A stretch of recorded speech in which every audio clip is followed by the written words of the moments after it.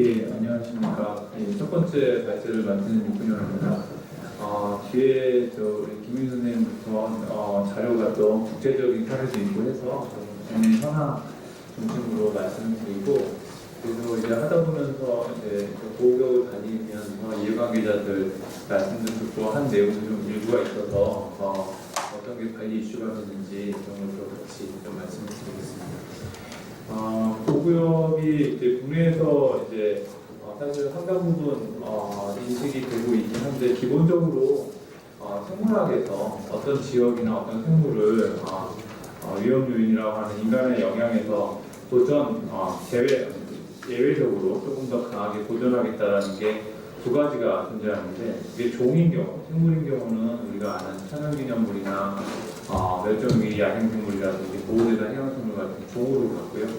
또 하나는 이제 공간으로 넘어갔을 때는 국립공원이라든지 오늘 말씀드린 해양보호구역이라든지 국내에 아직 도입이 안 된 노테이크 존이라든지 하는 방식으로 대상과 공간으로 나누어져서 이제 이루어졌다고 간단하게 이해하실 수 있을 것 같습니다. 그래서 일반적인 명사, 일반 명사로 해양보호구역은 외국에서는 머리 프로텍티드 에어리어라고 하고, 국내에서도 해양보호구역이라는 단어가 있습니다. 그래서 기본적으로 법제도나 어떤 기타 정통이나 이런 관습에 의해서라도 보전적으로 관리가 이루어지는 것을 통칭해서 이야기하고 있습니다.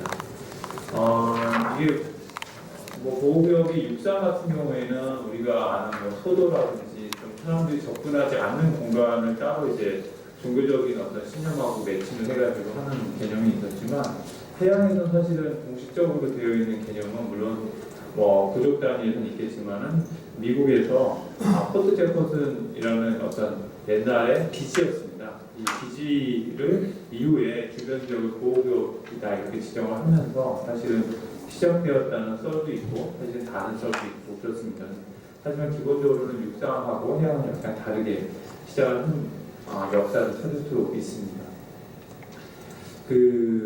그러면 이제 우리나라는 이따 얘기를 하겠지만, 그럼 전 세계적으로는 얼마나 이제 보호구역이 있는가 한번 볼 필요가 있는데요.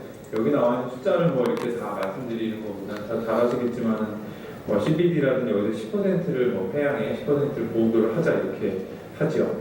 근데 그거를 이제 정리한 몇 년 전에 정리한 그 그림으로 보면, 녹색은 육상이 있는 보호구역이고요.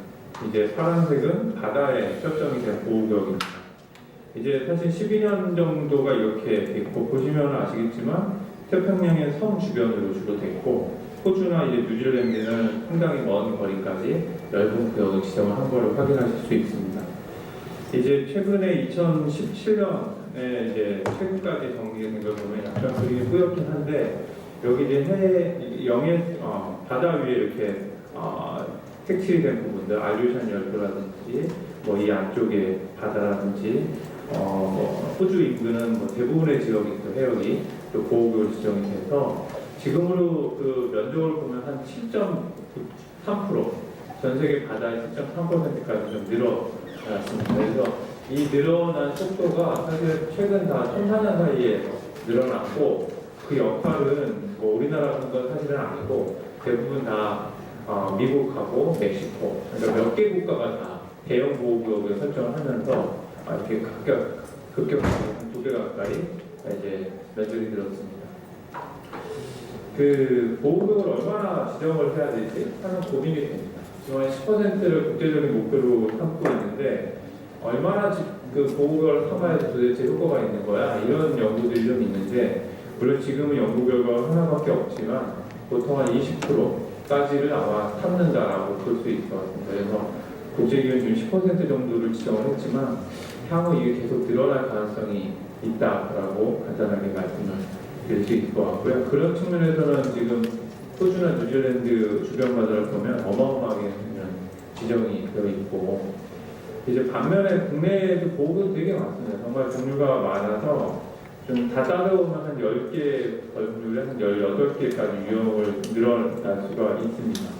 근데 그 면적을 한번 다 정리를 해보니까 한 7,000제곱킬로미터가 이제 우리 바다에 지정이 되어 있습니다. 근데 이거를 영해면적 대비로 하면, 사실 영해면적이나 우리가 관할해역은 공식적인 자료가 아닌데요.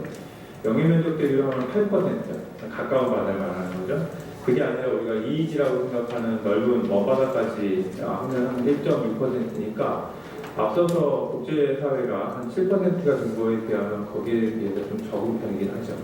예, 그런 주요한 이유가 사실은 그림에도 있지만 주로 우리가 연안에만 지정을 주로 하고 사실은 그 먼바다 쪽, 서해 먼바다나 동해 먼바다는 거의 지정이 안 돼 있어서 사실은 그런 면이 있습니다. 숫자적으로 좀 그런 측면이 있다라는 말씀이고요. 그 다른 보호구역 중에서 일단은 해수부가 생긴 이유 주로 많이 애를 써왔던 거는 이 습지보호지역하고 해양보호구역입니다. 이 두 가지 습지보호법과 생태계법에 따라 보호구역 지정을 했고 지금 한 28개가 지정이 되어 있는데요. 그 증가되는 어떤 경향성을 보면은 사실은 법이 처음 만들어지고는 예전에 환경부가 정했던 문섬까지 거의 예전에 했던 법률들이고요.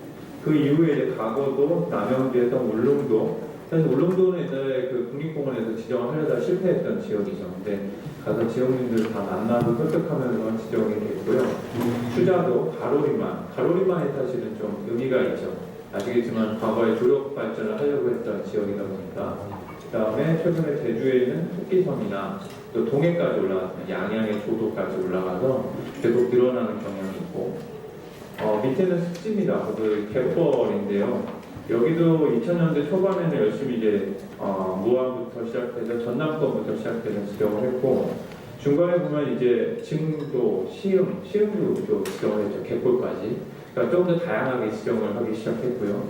또 섬, 비금 노초도 대구도 이렇게 우리 경기도까지 인천, 광역, 인천부터 경기도까지 서남해안은 아주 폭넓게 지정이 됐습니다. 아까 그림상에서 보신 것처럼 이제 이렇게 주로 서남해안에 많이 있고 그리고 동해안에 지정을 해왔습니다. 사실은 이 과정이 다 개별적으로 우리 공장도 모두 와 계시지만은 지역에 가서 어민들이나 지역민들한테 다 설득하고 그런 과정을 겪었기 때문에 단순히 점 하나를 시켰지만은 그 이면에는 사실은 정책적인 노력이 상당히 가상을 많이 들었다.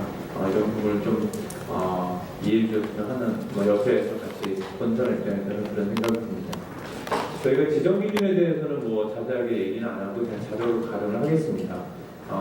구체적인 기준을 좀 만들려고 이런저런 자료들 기준들도 만들긴 했는데 이런 경우는 뭐 조금 더 바뀔 수도 있고 조금 더 이제 조정이 될 필요도 있는 부분들이라서 그렇습니다. 지금까지는 간단히 현황만 이제 말씀을 드린 겁니다. 근데 이제 보호구역이라는 게 사람들은 이제 우리 저도 그렇지만 이제 바다를 관리한다는 게 대상이 바다라고 생각을 많이 하죠. 근데 사실은 보호구역의 관리 대상은 사람입니다. 그 보호구역이라는 바다에 있는 사람을 관리하는 게 목적이지 사실은 바다는 우리가 관리할 수 있는 대상이 아니거나 사람의 관리를 통해서 나타나는 부가적인 효과일 뿐이라고 저는 생각을 합니다. 그렇기 때문에 사실은 문제는 관리 수단에서 고려를 해야 되는 게 밑에 있는 것처럼 어떤 활동들을 어떻게 관리할 거냐, 나눠서 할 거냐, 또 금어기 같이 우리가 이용하는 활동들을 어떻게 통제할 거냐, 다음에 거기서 나오는 어획물 크기라든지 수확량을 어떻게 통제할 거냐. 이건 사실 생물을 통제하는 게 아니라 사람의 활동을 통제하는 거죠. 다 마찬가지라고 생각이 됩니다. 이런 부분들은 결국에 사람 간의 갈등을 야기할 수 있는 부분이니까 그 부분을 이제 우리가 어떻게 조금 더 세련되고 서로가 이해할 수 있는 수준으로 전개하느냐가 참 중요하다라는 생각이 듭니다. 근데 현행법률상 있는 관리 수단은 밑에 한 줄을 넣었는데요. 단순히 수위를 변화하는 매립이라든지 이런 것들은 제한되어 있습니다. 보호구역에서. 근데 이거는요, 그냥 공유순환관리법에 다 무조건 이건 안 됩니다. 사실 특별히 보호구역이 안 되는 게 아니라 또 하나는 폐기물을 수거하고 이거 폐기물을 뭐 보호구역 아니어도 괜히 수거를 해야 되는 거고 앞에 쓰레기 말씀드렸지만 뭐 이외에도 수질 관리에 대한 오염원 관리 당연히 다 해야 되는 거죠. 어떻게 보면은 지금 위에서 얘기하는 이 보호구역 내에서 나타나는 인간의 활동을 관리하기보다는 그냥 일반적인 우리 해양에서의 관리 활동들이 어떤 갈등 관계 때문에 좀 적어져 있다라는 그런 한계가 있다고 저는 개인적으로 생각을 합니다. 그러면 이제 어떤 방향으로 가야 되느냐라는 건데요. 사실은 우리가 보호구역 얘기를 하는 이 내용은 원리적으로는 이미 수산자원 관리 정책에서 이미 다 나왔던 정책들입니다. 수산자원 관리 정책이 여러 가지가 있죠. 어부를 한다든지 금어기간을 설정한다든지 많은데 그중에서 가장 필연적이고 가장 극상이라고 해야 되나요? 종국에 관한 정책적 수단은 공간을 이용을 안 하는 방식입니다. 이른바 리저브라는 단어를 쓰거나 노테이크 존이라고 쓰는 유보구역을 아예 설정하는 방식입니다. 이건 모든 우리나라에 안 됐다고 해서 뭐 욕할 건 아니라 사실 되게 어려운 일이죠. 그래서 하고 있는 나라도 많지 않습니다. 그래서 그런 어떤 유보구역 설정했을 때 나타나는 오른쪽 가운데 있는 그림들이 생물량이 얼마나 늘어나느냐 이런 그림들을 보여주는 거죠. 이렇게 해야지 생물량이 늘어나거든요. 근데 아직 국내에서는 우리가 보호수면이라든지 보호구역이 있지만 이렇게까지 강력하게는 아직 해보질 못했습니다. 좀 한계가 있고 또 해외 자료는 또 우리 뒤에 김현 선생님이 말씀해 주시겠지만은 그래서 좀 그런 예를 좀 하나 들고 싶어서 제가 자주 드는 예가 오른쪽 위에 있는 그림이 좀 작아서 잘 안 보이시겠지만 저게 가운데 보면 우주 셔틀이 지금 태워져 있습니다. 이게 플로리다주에 있는 케네디 우주센터인데요. 이게 60년대 이 센터를 만들면서 주변 습지를 다 군사보호구역으로 만들었습니다. 그러니까 사실 제일 강력한 보호구역이 군사보호구역이고 우리가 DMZ를 되게 소중하게 생각하는 것도 사실은 군사보호구역이 어떻게 보면 생물보호구역이 되어왔잖아요. 그런 면에서 사실은 케네디 우주센터가 그런 역할을 했죠. 근데 이 지역에서 자주 나오는 물고기가 있습니다. 그게 지금 전라도에 가면 지금 한참 나오기 시작하는 민어입니다. 그러니까 민어가 여기 써 있는 것처럼 종에 따라서 약간 다르긴 한데 평균 수명이 30년에서 70년입니다. 우리나라에서 지금 나오는 민어는 작죠. 한 팔 사이즈도 안 되거든요, 사실은. 근데 이게 제대로 크면은 얼마나 커지냐면 뭐 밑에 있는 그림을 보시는 것보다 이 그림이 그런 크기에 대한 이야기인데 이 정도까지 커요.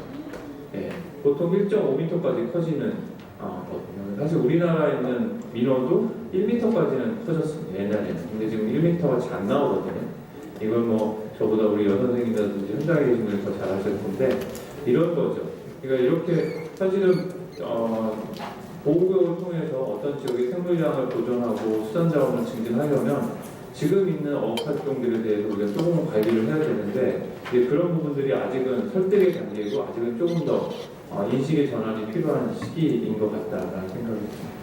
이게 이제 기존에 지금 보호구역과 관련된 현황과 간단한 가장 핵심적으로 우리가 부족한 부분에 대한 말씀이고요. 뒤에 있는 거는 자료를 거의 가름을 하려고 합니다. 근데 이 내용은 뭐냐면 그래서 보호구역을 지금 지정을 한 20개 이상을 해왔는데 30개 가까이 했는데 뭐가 문제지 않은 겁니다. 그래서 그걸 찾아내는 방법 중에 하나가 그 전체적인 과정에서 문제가 무엇이라는 거를 의문을 갖고 그게 지금 현황, 플래닝, 그다음에 투입 과정, 산출, 성과 이런 어떤 기조를 가지고서 지금 현황을 살펴보는 방식이었습니다. 그 결과들을 갖고 이렇게 얘기를 하는 건데요. 그 내용들에 대해서는 제가 자료를 그냥 하고 넘어가고요. 다만 그 뒷페이지에 보면은 그런 비슷한 내용들을 가지고서 점수화를 했습니다. 점수화보다는 오점평가, 그러니까 좋음부터 나쁨까지를 가지고서 속도를 그려보니까 사람들이 일반적으로 갖고 있는 어떤 머릿속에 있는 직관적인 판단이 제가 그림 자료에 없어서 죄송한데요.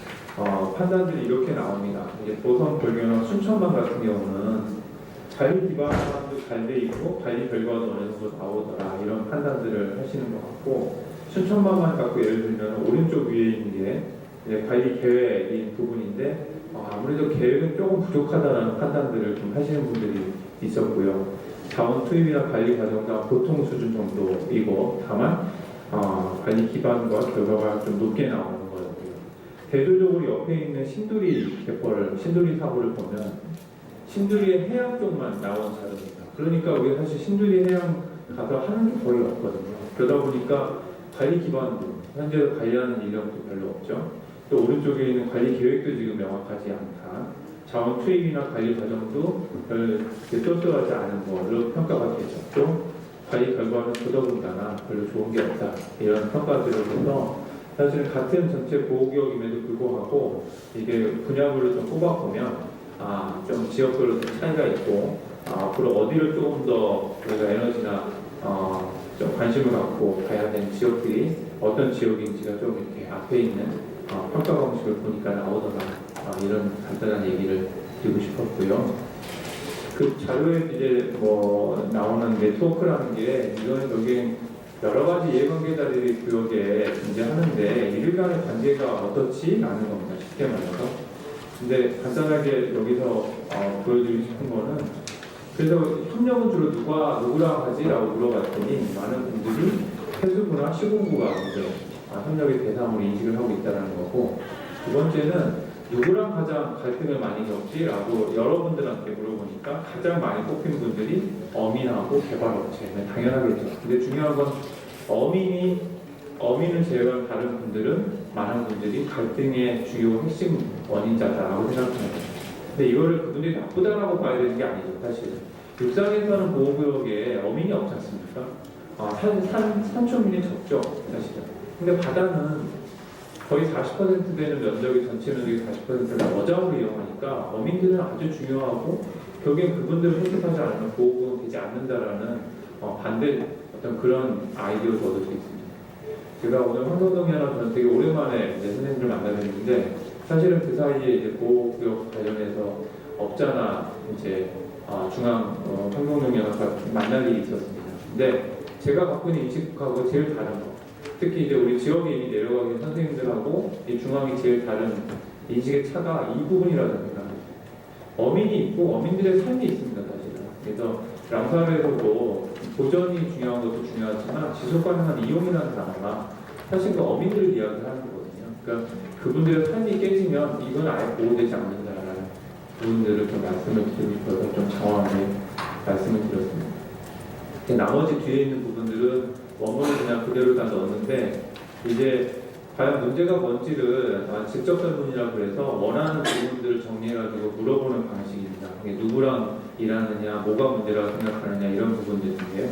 그런 부분들을 그냥 그대로 내용을 제가 다 넣었으니까 혹시라도 이게 읽어볼 만한 수준이면 한번 보시고 뒤에 보고서 제목도 넣었습니다. 그렇게 보셨으면 좋겠고 그거를 가지고 결국에는 여러 이해관계자들을 어떤 주제를 가지고서 행렬표를 만들어낼 수가 있거든요. 사실 그렇게 만들어 보니까 예를 들어 그 의견들을 정리해 보면 어민들이라든지 주민들 같은 경우는 계획을 지금 뭐 수립을 한다고 하는데 쉽게 말해서 실현 가능성은 없다라는 의견들이 많았다라는 거고 의견 수렴 매우 형식적이다라는 제안들을 사실은 하고 있더라는 겁니다. 그런 내용들을 이렇게 나눠보면 이제 서로가 어떤 생각을 하는지 한번 정리를 해본 자료입니다. 뒤에 부분도 비슷한 과정들을 거쳐서 질문들을 했던 내용들이고요. 이제 그렇게 해보니까 결국에는 만들어낼 수 있는 전략들이라는 게 뭐 이렇게 크게 5가지 그 지역의 생태계를 건강성을 높이는 부분들부터 제일 중요한 건 지역민, 그러니까 어민을 포함한 삶의 질을 어떻게 높이느냐 이런 부분들이 좀 있었다라는 것들을 말씀드리겠습니다. 나머지는 이제 그 내용들을 자세하게 좀 설명을 한 거고요. 그러다 보니까 이제 법제도의 예산이나 뭐 센터라든지 양성이라든지 이런 부분들에서 조금 더 우리가 해야 될 부분들은 많죠. 근데 뭐 이런 내용을 상세하게 한 것보다는 앞서서 말씀드린 것처럼 우리가 보호구역 중에 부족한 게 뒤에 나오는 것도 있지만 어민들을 어떻게 우리가 설득하고 효과를 낼 수 있는 관리 수단들을 만들어내느냐 뭐 이런 것들이 좀 우리가 남아있는 숙제가 아닐까 이런 생각으로 제 발표 여기까지 하고 마무리하겠습니다. 네, 감사합니다.